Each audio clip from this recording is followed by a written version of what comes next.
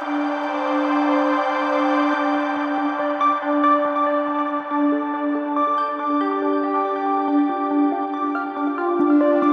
everyone, welcome back to my channel. The Coin Spot today is best coins one you want to miss. We're diving into the world of United States coins. Please don't skip this video. So let's get it started. The 1871 $1 coin of the United States. Crafted in a narrative format with historical context and numismatic detail. This can be used as a spoken or written piece. The 1871 silver dollar, a journey through time. A 25-minute story, long-form historical narratives. Come with me now, back to a time just 6 years after the American Civil War. The year is 1871. The nation is healing, changing, and growing. In the pockets of merchants, railroad workers, and bankers, a certain silver dollar clinks. A coin not just of commerce, but of history. This is the story of the 1871 United States $1 coin, a coin that speaks of silver mines, politics, artistry, and transformation. Our story begins in the early 1800s, when the United States first began producing silver dollars under the Coinage Act of 1792. These large silver coins were modeled on the Spanish milled dollar. Long trusted by Americans by the 1830s, designs began to change. Enter the seated Liberty dollar, introduced in 1840. A design by Christian Gobrecht. On the obverse, Lady Liberty sits gracefully on a rock, shield in one hand and staff with a liberty cap in the other, a symbol of freedom, strength, and the rising aspirations of a young republic. Fast forward to 1871. This seated liberty design was still in use, but its days were numbered.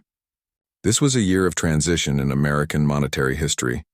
The 1871 dollar was struck in 900 fine silver, weighing 26.73 grams. That's nearly an ounce of pure silver. Its diameter was a broad 38.1 millimeter, a coin you'd feel solidly in your hand. But by the 1870s, silver was beginning to face competition. From paper money and from changing global silver values, the United States in 1871 was a nation in motion.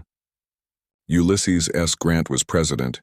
Reconstruction was reshaping the South, and the railroad boom was connecting East to West. California and Nevada were pouring silver into the national economy, thanks to discoveries like the Comstock lode. As silver flooded the market, its price dropped, and the U.S. Mint struggled to maintain the silver dollar's purchasing power relative to gold. This imbalance would later lead to the infamous Coinage Act of 1873, nicknamed the Crime of 73, which stopped the production of standard silver dollars altogether. So the 1871 dollar stands as one of the last of its kind before the government took a different turn in its monetary policy in 1871. Silver dollars were minted in Philadelphia, no mint mark, Carson City, CC, and San Francisco, S. Each mint tells a story. The Philadelphia Mint produced about 1,073 proof coins, specimens made with special care for collectors. They shimmer with sharp detail and mirror-like fields. The San Francisco Mint, close to the heart of the Western silver, boom, struck over 1.4 million of these dollars. The Carson City Mint, operating out of Nevada, made just 1,376 silver dollars in 1871, an astoundingly low number. Today, these are among the rarest and most valuable silver dollars ever struck. The Carson City coins were minted just steps away from the silver mines that powered them. They are a tangible link to the Wild West and the silver frontier. Why was Lady Liberty sitting? She wasn't idle. She was poised, deliberate, thoughtful. The stars surrounding her, 13 in all, honored the original colonies. The reverse featured a fierce American eagle, clutching arrows of war and an olive branch of peace. This wasn't just a coin, it was a canvas of ideology. Liberty's flowing gown, the stripes on her shield, the openness of her pose. All were deliberate symbols meant to represent American ideals to the world, yet by 1871, this image was beginning to feel old-fashioned. A new generation was rising, and soon a new design would come.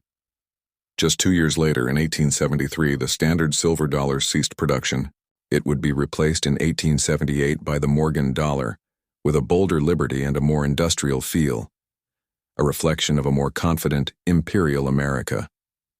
The 1871 dollar was thus one of the final echoes of an older vision, a vision of liberty.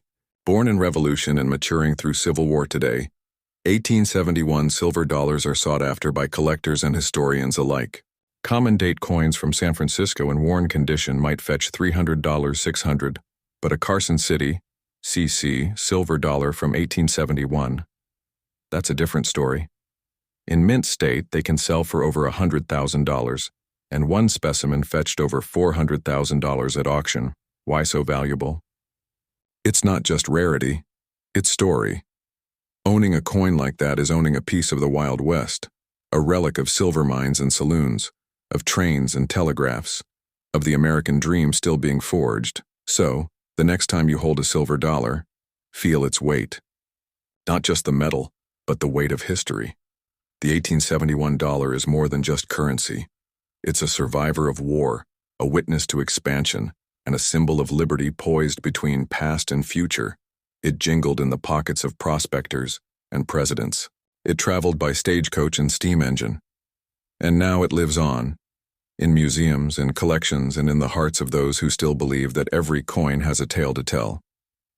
Thanks for watching my videos. Please subscribe my channel for more videos.